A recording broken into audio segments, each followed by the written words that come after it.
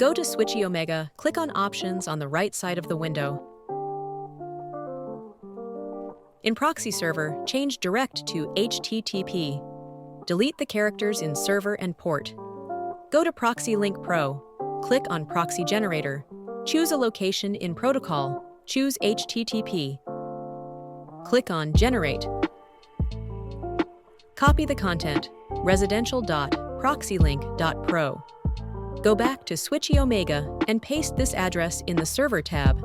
On Proxy Link Pro, copy the sequence of numbers generated after the server address and paste it in the Port tab on SwitchyOmega.